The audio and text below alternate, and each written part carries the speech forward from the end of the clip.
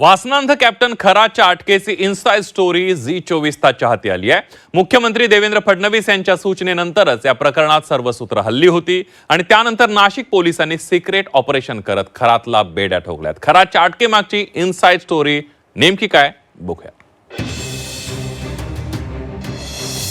मुख्यमंत्री फडणवीसांमुळेच खरातचा भांडाफोड।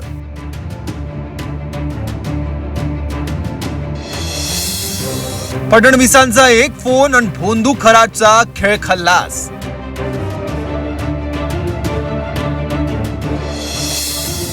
फडणवीसांच्या संवेदनशील कार्यपद्धतीचं विरोधकांकडून कौतुक। अनेक महिलांचं लैंगिक शोषण करणाऱ्या विकृत खरातचं प्रकरण सध्या राज्यभर गाजतंय। खरातच्या अटकेनं संपूर्ण महाराष्ट्र ढवळून निघालाय। चांद्यापासून बांद्यापर्यंत फक्त एकच चर्चा सुरू आहे, ती खरातचे काळे कारनामे आणि त्यांच्या अटकेची। खरातच्या अटकेची कारवाई अत्यंत गोपनीय पद्धतीने करण्यात आली, मात्र आता या अटकेची इनसाइड स्टोरी झी 24 तासच्या हाती लागली आहे। या अटकेत मुख्यमंत्री फडणवीसांचा रोल सर्वात मोठा होता। अटकेच्या 2 आठवडे आधी खरातची फाईल मुख्यमंत्र्यांकडे आली होती। त्यानंतर त्यांनी वेगानं सूत्र फिरवत पोलिसांना तशा सूचना दिल्या आणि त्यानंतर सुरू झाली खरातच्या अटकेची मोहीम। बोंधू अशोक खरातच्या अटकेमागे मोठी रणनीती। मुख्यमंत्री फडणवीसांच्या सूचनेनुसारच कारवाई। पोलीस आयुक्त संदीप कर्णिकांवर जबाबदारी। फडणवीसांचा विश्वास नाशिक पोलिसांनी ठरवला सार्थ।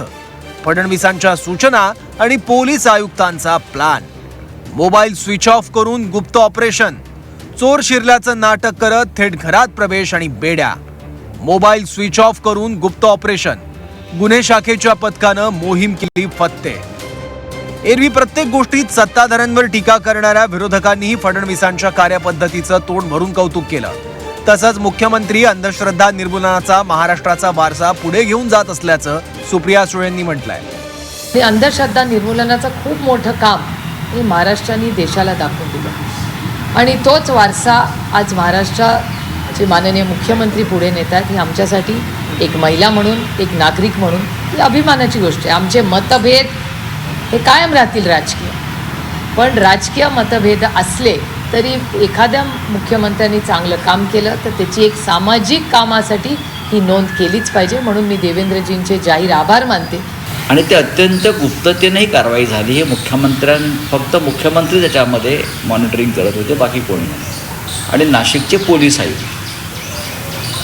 आणि आता याच्यावरती फार रोज चर्चा करण्यापेक्षा तपास पूर्ण झाल्यावर ज्या गोष्टी समोर येतील, फक्त